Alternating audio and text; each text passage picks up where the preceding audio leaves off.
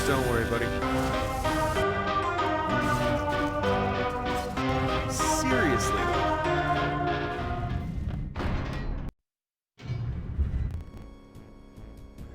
Hello and welcome, ladies and gentlemen. This is the one, the only, the Azothan. We're back with another Lordaeron the Foremath shoutcast. Today's episode is hopefully going to be a little bit different, a little bit more exciting for everyone.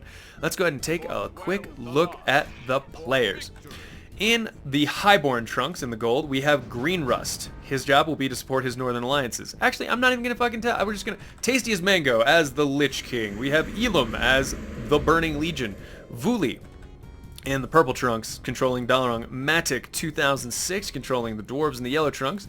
Balino 123 in the orange trunks, controlling the Dark Horde. Chumba Chumba as the Shadow Council in the green trunks for evil. Lordaeron in the slightly less green trunks, controlling the Ranger Corps for the Alliance team. Deathkiller in the gray trunks as the Cult of the Damned. Yusuf in the light blue trunks, controlling the Forces of the Light. What Ninja has in the dark green trunks, controlling the Lordaeron forces. And Foxy D in the brown trunks, controlling he's murdering off Necrosh Skullcrusher so that he doesn't steal experience. He's going to be controlling the Dragonmaw clan. Now, for those of you who may not know, Lordaeron the Foremath is a Warcraft 3 custom map set just after the events of the Second War, into the Third War, and into the World of Warcraft timeline. It starts out as a 6v6, good versus evil, but as events play out, as I'm hoping they will this game, you will find that alliances and factions change. The Old Gods, Legion, Undead, Rogue Alliance, all of these things, the Forsaken on their own, these all become viable pathways, and people can choose to join those factions instead of sticking in their original ones, or if they die, they might want to seek power elsewhere. Let's go ahead and see how this game plays out. First two major, or I should say 3 major battles in this game are going to be located in Ironforge, as the Dragonmaw tries to push against the dwarves, in Outland, as the Draenei try to defend against the evil in Outland, here at Tempest Keep. And thirdly, we're going to have, the Undead have one of 3 bases that they can randomly spawn in, but today it appears that they have spawned in Skullomance. Deathkiller's job will be to fend off the North Alliance as long as he can, gaining money the longer he does hold on to his base. Same thing for the Silverhand and their base in Outland. Legion team's going to want to group up as quickly as they can. Shadow Council has a few jobs that they want to get done before heading up north, but they haven't done them. It's amazing how quickly that green player has gotten up north. So Chumba Chumba has bypassed getting Oshagun, which is an event that gives him more money and gold. He's bypassed opening up the Dark Portal, which is an event that gives him more money and gold. And instead he's trying to rush Light Blue before Light Blue has a chance to gather his wits about him. Now, Yusuf is not a new player, so he doesn't need time to gather said wits. He literally has none in the first place, so nothing to worry about there. Down south, Dragonmaw clan seems to be focusing on getting more Black Drakes up. We'll see if he focuses down the tower here at Dunagaz Station. One of the first things he wants to do is strike against this defensive fortification in Dwarven hands in order to prevent future roadblocks when trying to push against Ironforge itself. And no, it looks like Matic's immediately bringing his Griffin Riders down south to try to defend this, which also means that he isn't bringing them over here to attack the Dragon's Breath cannon.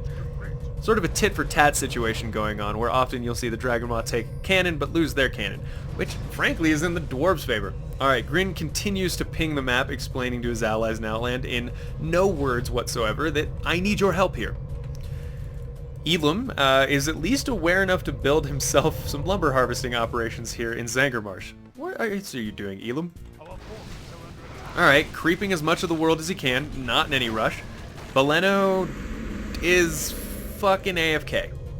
Or extremely new. Oh no, I feel like the whole evil team's very new, and I'm not seeing that much of an indication of newbiness from the Alliance as of yet. Let's run around and hope that we can find some indications. Alright, Ranger Corps creeping in near Kargath. Yusuf's units up north are pushing in against a little bit against Skullomance, but I don't see any indication that other people are as well, so they might be slow on the uptick. Green Rust has weirdly enough teleported down south to assist Farstrider Lodge in fending off the Dragonmaw clan. But the Dragonmaw clan says, screw that, we're just going to send in our dragons to try to attack the cannon. It's pretty well defended. A number of riflemen. Bing, bing, bing, bing, bing, bing, bing, bing, bing, bing, bing, bing, ping here. Shit. Yusuf has immediately killed off Uther.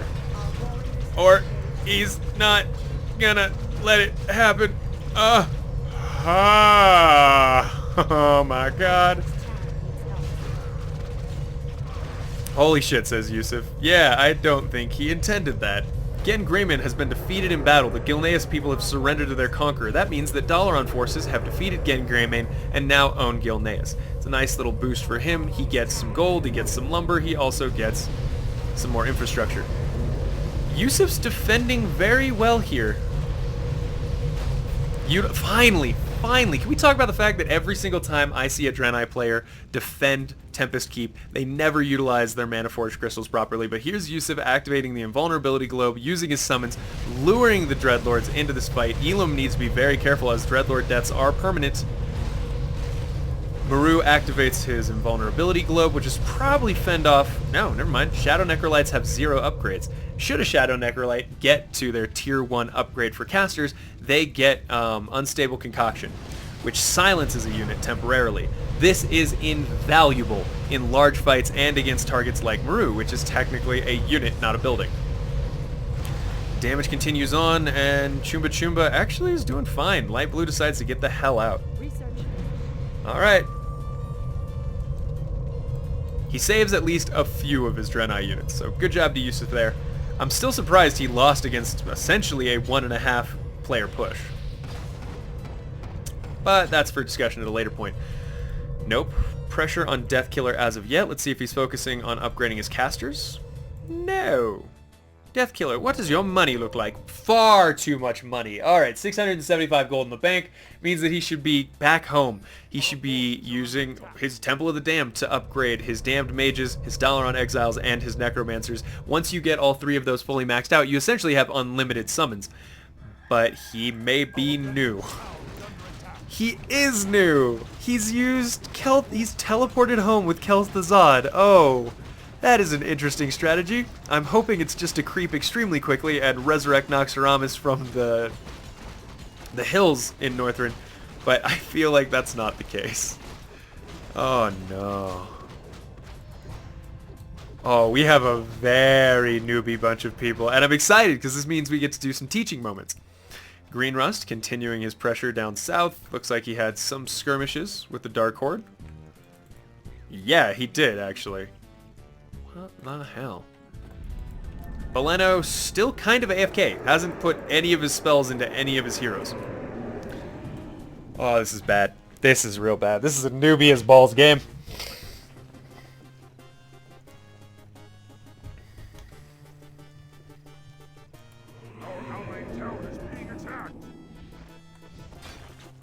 This is awful.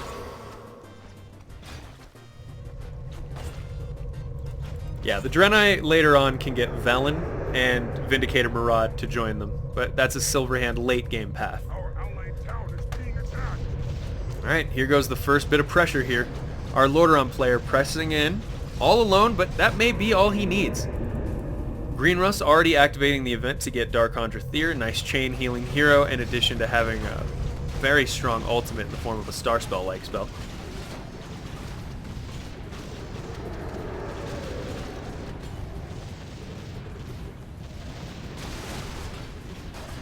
Yeah, these teams are not even. Evil team is not only new, but they have some serious AFK issues. Ooh, tastiest. Who's AFK? Like they're gonna speak up. Hopefully their allies do.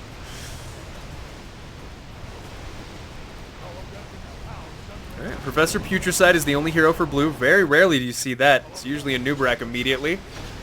So, Cult of the Damned forces wiped out of Scholomance immediately.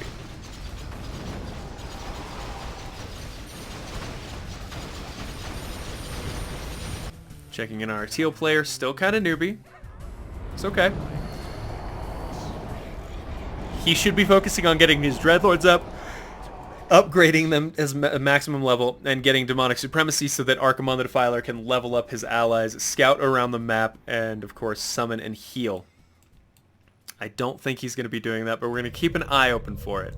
He's at least spent most of his money at this point, so I'm happy for him. Matic, pressing in against the Dark. No. No pressure on the Dragonmaw clan yet. In fact, only the Dark Horde is here. Oh, no. Balin is running in all alone against this Dwarven defensive position. Holy shit, this is a newbie game. Why would you stay in the fight after that, too? He's got a little bit of backup from Chumba Chumba. And the sound of Eyes of Kilrog drown out everything in the world. Holy God. Okay, Silverhand and Ranger Corps managed to flank the Dragonmaw forces. Are you serious, Yusuf? This is a really good one, he said. This is a really good game. I don't think it's going to be a really good early game, man. This is looking rough for Evil Team again. Alright, so a complete rout right now for the Dark Horde units. Running down south, they're giving up. Upgrades, 1 due to the attack of our Dragonmaw player. 0 upgrades for our Shadow Council player. Not even on his casters? Chumba, you're better than that. Come on, fucker. What is he planning? I guess Chumba is like from the very beginning planning to switch over to the Betrayal Alliance. Oh, look at that. Chumba with 0 upgrades talking about somebody else being a true crap guy. Good, he's probably just new, but now you're the shithead for calling out a newbie and not trying to help, just insulting them. Fuck you, Chumba. We're gonna do a salty stream today. I am unhappy when players that I know are better than that not only play like shit, but then talk shit. Come on, man. I want to see at least 1 upgrade on any of your units. Nothing? Literally nothing. Okay, cool. Hey, look at Teal. Moving around, taking control points, doing some damage, harassing. He's doing more than green. Oof, Farstrider Lodge still standing completely unmolested. This does not look good. Bebop says, hey, this looks a little bit familiar. I bet it does. This is some bullshit. Yeah, this Evil Team had no idea where to start, and the Alliance is extremely aggressive. Again, nice job. I'm sure somewhere Chuba's going, fuck you, I'm upgrading my Shadow Count, I'm upgrading my Death Knights. Okay, look how useful that is. Look how useful that is. Literally of no use. Oh, and now the bracketing in from the mortar teams. On the dwarves, that's not looking good. The only thing keeping Evil Team alive right now are the Fellkeeper's AoE attacks. These Fellkeepers, kind of difficult to spot, which is amazing. They go unnoticed and they do huge amounts of damage. Oh, yes. Alright, and the retreat. Fellsabers, now at least somewhat of a tanky line here. Dwarves and Ranger Corps getting pushed back by the Shadow Council and the Dark Horde. Hopefully we're going to see Dragonmaw pushing in up here. Not actually that much. Foxy has decided to go for the the Black Dragon path. Does that unally him? It shouldn't. Oh shit, it does. Foxy is now the Black Dragons all by himself. Alright. The solo path, we'll see how that works out. Yusuf, what about you? Huh? You want to go Argent Crusade or something else crazy? Scarlet?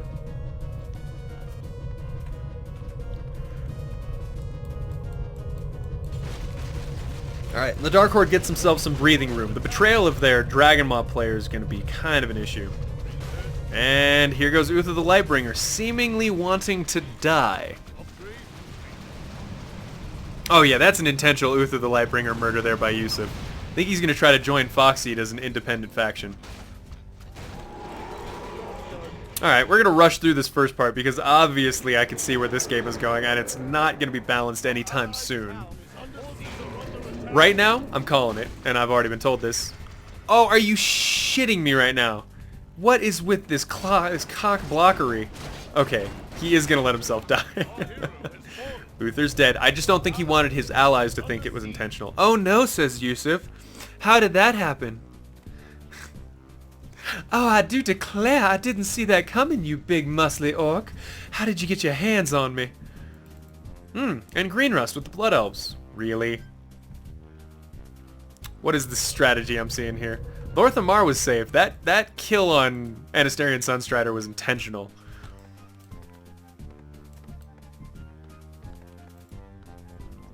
Alright, players kind of just not doing a whole lot.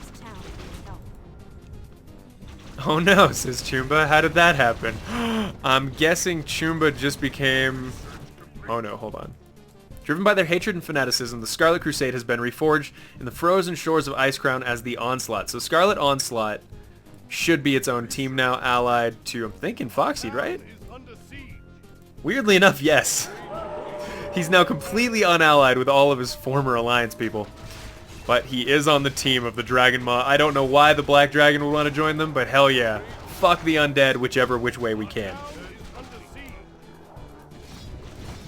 And Lordaeron has to respond to this new enemy in their very midst, crushing Mardenhold Keep.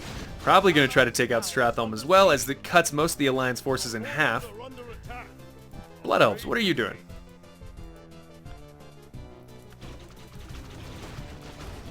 Alright, Dragon Maw Clan, Black Dragon Flight rather. Trying to push in against Farstrider Lodge. I've never seen Farstrider Lodge actually defended against anything. So this is kind of cool.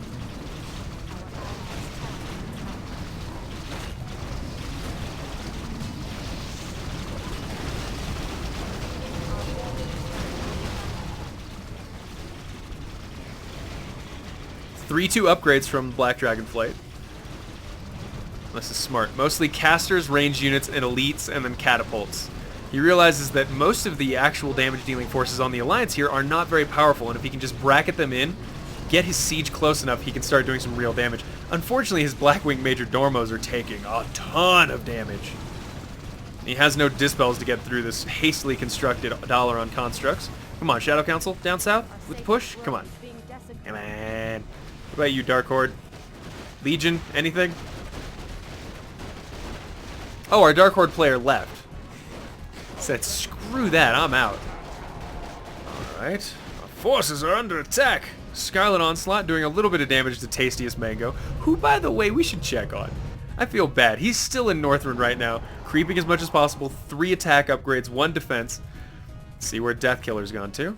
He's got Patchwork and Kel'Thuzad in Northrend as well. It looks like... I hate when they do this. Okay, never mind. I was going to say, if you haven't upgraded your casters yet and you're making flesh golems, I will mollywomp you. Dalaran continue. Oh, sorry. Dark Green continues to take out these Scarlet Crusade forces. I'm sorry, Blood Elves left the game as well? Are you serious right now? Green Rust is not here. Look how many people have left this early in the game. Yusuf, what are these games you're sending me? This is bananas. I will no longer be accepting bananas from you. Our town is under siege.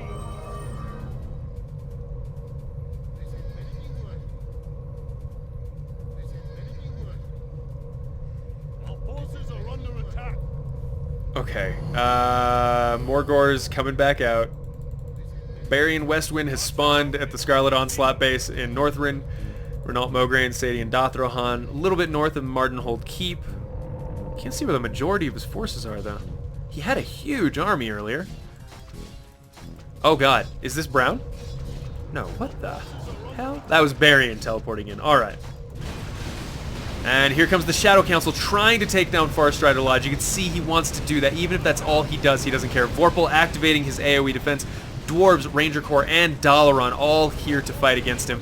Nether Dragons aren't focusing the backline units with their AoE attack like they should be. And unfortunately, the Dwarves have massive air superiority with the Skybreaker now spawning flying machines and Griffin Riders. Shadow Council and Legion don't stand a chance. I wouldn't be surprised if they're about to lose one of their Dreadlords. No! They're not. But they are forced to retreat with absolutely nothing going on. Nothing accomplished whatsoever. Okay. Okay, that's fine. That's fine. Let's not look at it that way. Let's look at it as it was an almost victory, right? Alright, Farstrider Lodge successfully defended by the Alliance right now. What we need to check in on is Foxseed and Yusuf. They're going to be the ones, because obviously they sent this in. They think something happened interesting enough to justify this. Okay. Tearsfall Monastery is going to fall to Dark Green's units. Now, Okay, this is one of the coolest things in the entire game, I think, and I just want to point it out to anyone wondering what the unique part of the Scarlet Crusade is. One of the unique parts is that Scarlet Priests, they have a decent semi-heal. Like, they can heal, sure.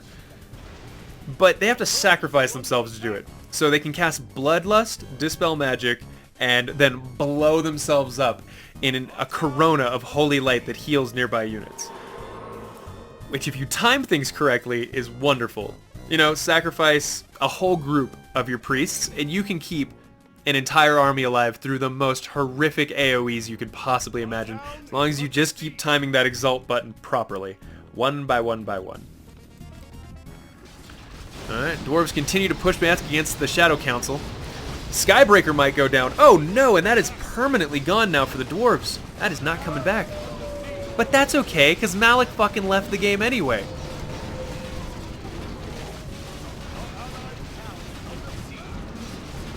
Yusuf, at the 24 mark, we've lost 4 players now. 3 players, okay. 1, 2, 3, 4. 1, 2, 3, 4, 5. So we have 9 players left in the game.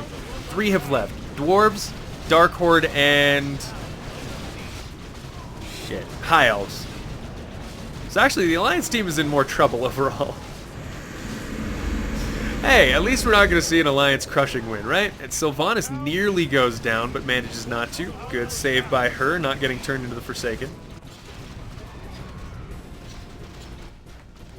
There's the Scarlet Crusade army I'm hoping for. Come on, Yusuf. Y'all deal north, I'll distract south, says Foxy. But who's y'all? Has Chumba Chumba betrayed everyone yet? No, he's still... Foxy, who are you allied to? It's just him and Yusuf. Okay. Oh no! Hold on. Is he also allied to Gilneas? Holy balls. Alright, so here's the new axis of dickhood. We have Gilneas, Black Dragons, and Scarlet Crusade are all allied to each other. And they've got this little trifecta. Our allied town is being attacked. This pyramid of puss, if you will.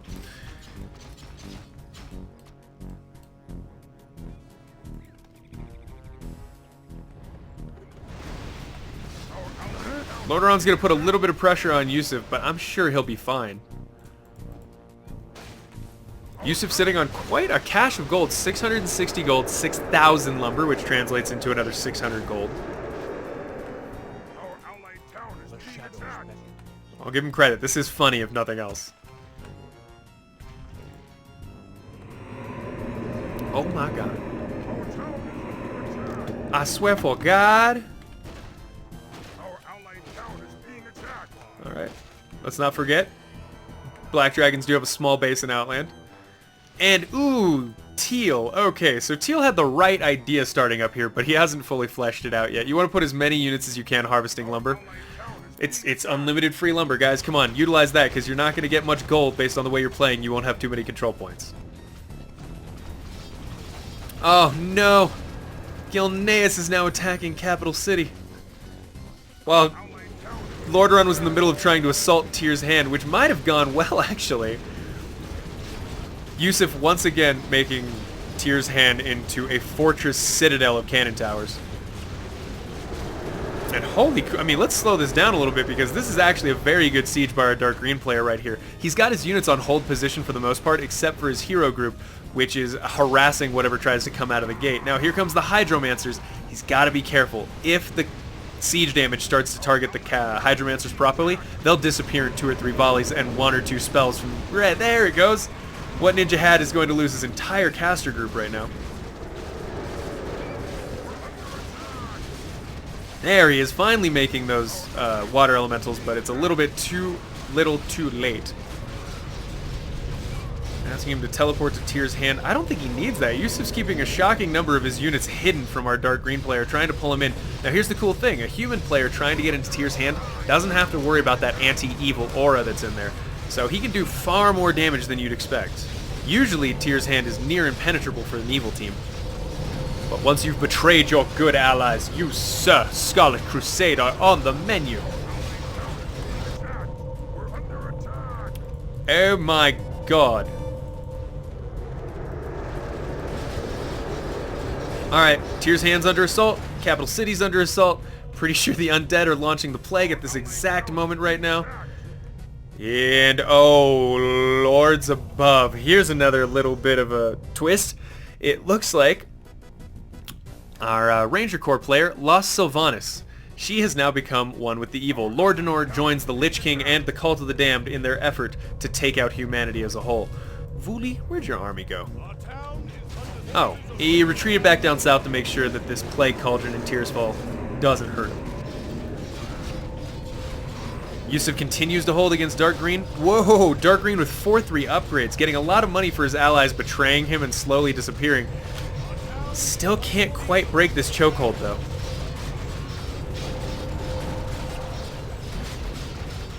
Oh, but Yusuf with 2-5 upgrades. My god, Crimson Knights with so much armor.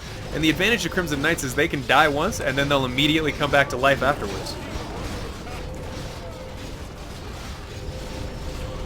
Yeah, Yusuf is holding pretty well here. Most of the actual damage potential in Dark Green's army has been wiped out after the Hydromancers and siege units got killed off, and it's looking sort of hopeless. What ninja has left the game? Said screw that. Alright, so we're down to 8 players now. 8 players, 8 players, 8 players.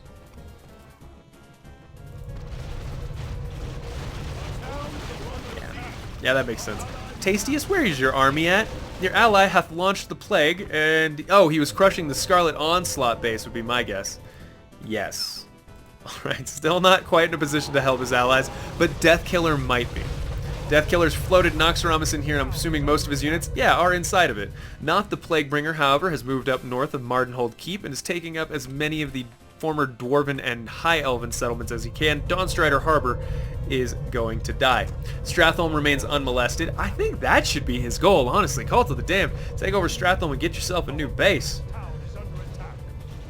In the south, Black Dragonflight is pushing against his former allies. Chumba Chumba, what about you? Are you going to stay Shadow Council all game? Because if he were to go for Evil Alliance as well, I don't know what you do at that point. If he were to go Renegade Alliance, it'd be kind of game over. In the meantime, Ilum, using the Burning Legion, is trying to push further into the former Dwarven base, but that's okay. Maddox's not here. This is just a lot of annoying defensive structures and free control points for him.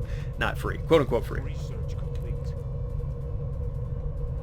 Yeah, Yusuf's bullshitting on this. This is an absolute crushing again.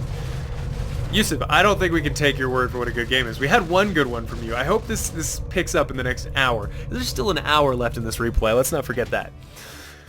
But this is silly. This is silly.